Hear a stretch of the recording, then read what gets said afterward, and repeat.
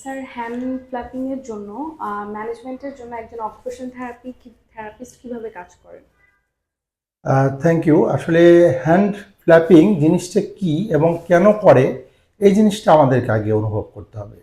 ধরেন একটা বাচ্চা ঠিক এইভাবে হ্যান্ড ফ্ল্যাপিং করে, কেউ ফ্লোরে, কেউ হচ্ছে ওয়ালে একটু বাড়ি দেয়, আবার কেউ কেউ আছে এই পজিশনে আঙ্গুল চোখের সামনে দেখায়। তো বোথ আসলে হ্যান্ড ফ্ল্যাপিং। তো একজন অটিজম বা এএসডি বাচ্চাদের বেশিরভাগ ক্ষেত্রেই এই জিনিসটা দেখা যায়।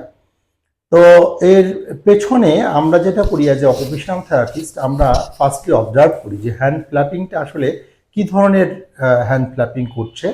সে কি হ্যান্ড ফ্ল্যাপিংয়ে আছে, নাকি এটা বিহেভিয়ার ইস্যুজে চলে গেছে, অর্থাৎ সে ওয়ালে ধাক্কা দেওয়া, বাড়ি দেওয়া, বা ফ্লোরে জোরে জোরে বাড়ি দেওয়া, তো এগুলো করে। তো প্রথমে হচ্ছে আমরা অবজার্ভ করি যে কেন হ্যান্ড ফ্ল্যাপিংটা করছে আসলে বাচ্চাটা। হ্যাঁ, তো এটা একটা সেন্সরি অ্যাসেসমেন্টের মধ্যে দিয়ে যায়। বেশিরভাগ ক্ষেত্রে বাচ্চাদের দেখা যায় যে প্রোপ্রিওসেপটিক নিড যদি হয়, মাসল সেন্স, জয়েন্ট সেন্স, এগুলো যদি নিড হয়, নেসেসারি হয়, তখন হ্যান্ড ফ্ল্যাপিং করতে পারে একটা বাচ্চা। আবার দেখা যায় যে কখনো কখনো বাচ্চা ভিজুয়াল সেন্সের জন্য কিন্তু অনেক সময় চোখের সামনে দিয়ে হাত এভাবে ঘোরায়। এটাও কিন্তু অনেকে অনেকে হ্যান্ড ফ্ল্যাপিং এর ভিতরে নিয়ে যায়। তো একটা বাচ্চাকে হ্যান্ড ফ্ল্যাপিং কমানোর জন্য অনেকগুলো পদ্ধতি আছে। একজন অকুপেশনাল থেরাপিস্টকে চিন্তা করতে হবে আমি কোন ধরনের পদ্ধতিগুলো ইউজ করব।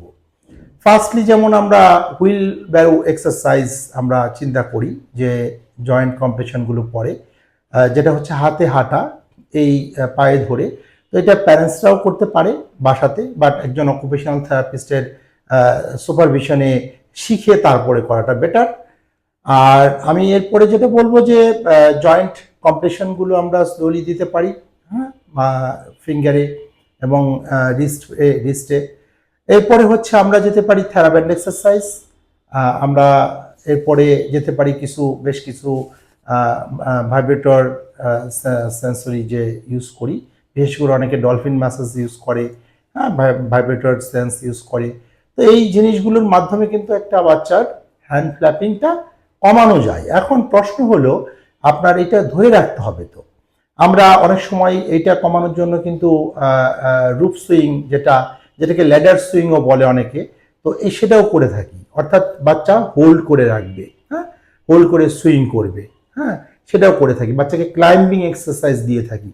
তো এই যে কাজগুলো করলাম, ফ্ল্যাপিংটা স্লোলি কমবে, বাট পারপাসফুলি ইউজ হতে হবে। অর্থাৎ এই হ্যান্ডটা আমার ফ্ল্যাপিং কমে যেন পারপাসফুল ইউজ হয়। একটা জিনিস আমি এখানে উল্লেখ করব, বাচ্চার যদি আবার ভিজুয়াল সেন্সরির জন্য কখনো কখনো ফ্ল্যাপিং বা ফিঙ্গার, হ্যাঁ, মুভমেন্ট করে, তখন কিন্তু আপনাকে ভিজুয়াল সেন্সরি স্টিমুলেশনটা প্রোভাইড করতে হবে।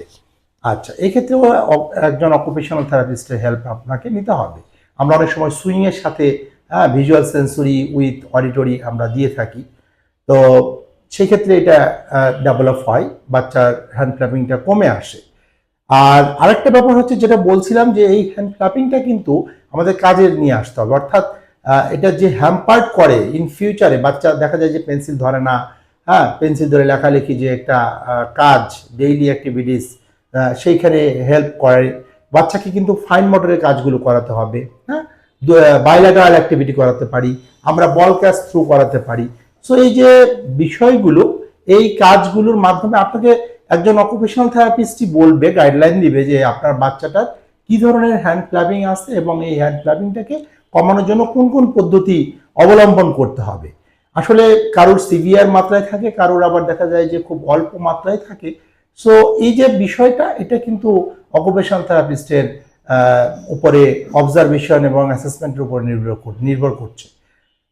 Thank you.